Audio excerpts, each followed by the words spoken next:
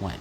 What is up, YouTube? HPJ here, and I'm giving you guys a quick look at what my next project is, and that is Yu-Gi-Oh Speed Duels starter decks, Destiny Masters, and Duelist of Tomorrow. I did a previously big overhaul to talk about the Speed Duel setup and things in a previous video. And this video is just basically going to break down the first of the starter decks and the only starter deck that I ever actually took a look at, and that is starter decks Speed Duel Starter Decks Destiny Masters and Speed Duel Starter Deck Duelist of Tomorrow. Each of these featured 6 of the iconic duelists from the Yu-Gi-Oh series, the Yu-Gi-Oh original series, Duel Monsters, and some of their iconic monsters hits. While some of them are getting some overhaul and overlay, others were given monsters just because they were in their archetype and Konami was too afraid of promoting their actual boss monsters. Like, for instance, you see my Valentine over there in the corner. They gave her Amazon Swordswoman, but not a Harpie lady. Pegasus over there has, well, an actual monster he did use too, which was Tomb Summon Skull, but they did not give him Relinquish. And I don't know what they were thinking with Ishizu, but I guess they just said Gravekeeper, so give her a Gravekeeper. Which, ironically enough, when I talk about her starter deck, I'll get more into the Gravekeeper's lore and behind her whole mischief. So, each of these small decks were released as 2 separate starter decks. To your right was the duelists that were in Duelist of Destiny's Master. Each of them had a Millennium item in their control, and they were basically destined into what occurred to them in the series. Your main protagonist, your first antagonist, and funny enough, the holder of the Millennium necklace, who, although is Shizu's first and only duel that was ever actually seen, ended in her defeat, although she prophesized her victory against Kaiba. It was funny enough just to watch the fact that the Millennium item definitely did change destiny and allowed Kaiba to give himself not only the upper hand, but to win the duel with his most iconic monster, the Blue Eyes White Dragon.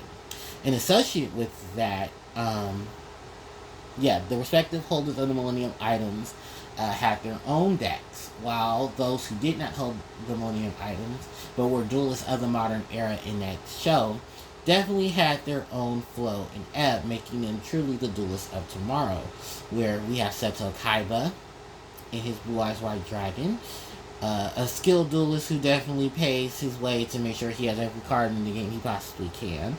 The Master of Luck himself, Mr. Joey Wheeler, and his ace, the Red Eyes Black Dragon. A combination of multiple archetypes in his, similar to his best friend Yugi. But when it came down to it, you can basically say Joey started off with warriors, but definitely spent himself into dragons, and combining a lot of cards with his Red Eyes Black Dragon strategy, or his warrior beatdown strategy. And then we have the lovely Queen of the Harpies, Miss My Valentine, who, while her deck's original appearance did have the Harpie archetype, you also have to account in for her introducing the second female archetype in the series, the Amazoness, and the plethora of Amazoness cards that were in there.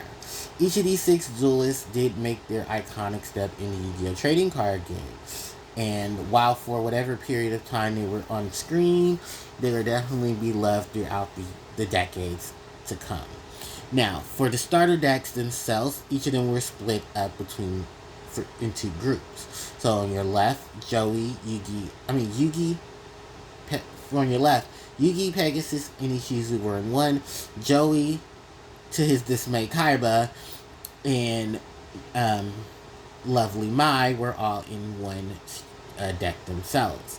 So you basically had the strategies between the two, and you easily could just run into it. And one thing that was also promoted was these, buying multiples of them, building decks of that to be consistent with whatever you were running or whatever you want to cooperate with them. Excuse me, the setups themselves. I enjoyed it. I'm not gonna lie. I did play a couple of games with some friends when I bought them. They're pretty cool. I'm not gonna lie. It was a really good setup to them. I haven't sleeved them as of late. We did have sleeves. Don't worry. We did have sleeves for the cards. And even more so, each respective deck did come with some ultra rares to try to fit in with the strategies that the decks had themselves. So if you ever did get a chance to get those, definitely do, because they look awesome. It's ultra rares of cards that have not had an ultra rare at that time of their original printing, or just through reprints. And this was a reprint that definitely gave them their ultra rare. So not too bad there. Other than that, I am going to do separate videos to log in the respective duelists, as well as the strategies and stuff for those respective duelists, which is why I want to make sure this video is here. Now, if you're going to ask me if I'm going to do any for, what was it, the other two sets in waves of starter decks, then I could potentially do that, but let's just see how far these ones go, because the other ones are the dual pair for what are their names? Retroraptor and Weevil Underwood. One was for insects, the other was for dinosaur. Then there was an updated decks for Pegasus and Yugi, focusing on their duel in Duelist Kingdom with more upgraded cards added to them. And then Yami Bakura and Yami Merrick got a starter deck as well, called Twisted Minds, featuring cards from their respective decks and finally introducing their cards into it, which I believe after a couple of packs they were already there. And I don't believe, no, because yeah, it was right before they did make the announcement for the Battle City box. So yeah, you'll at least have them accounted for as well.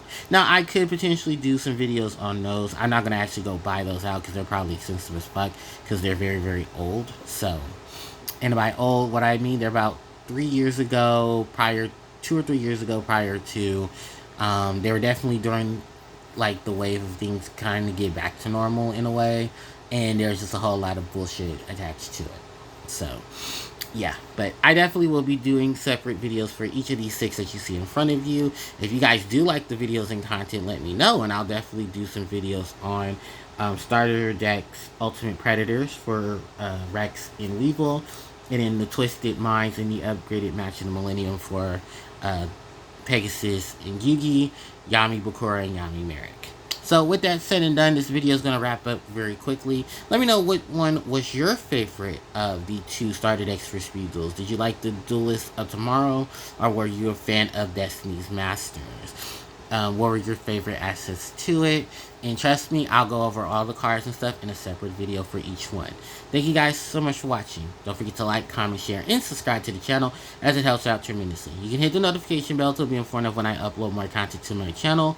My social media links are in the description box below. And you guys can also watch through playlists to watch some of my content that is going around. So, with that said and done, thanks everyone for watching. HPJ signing out.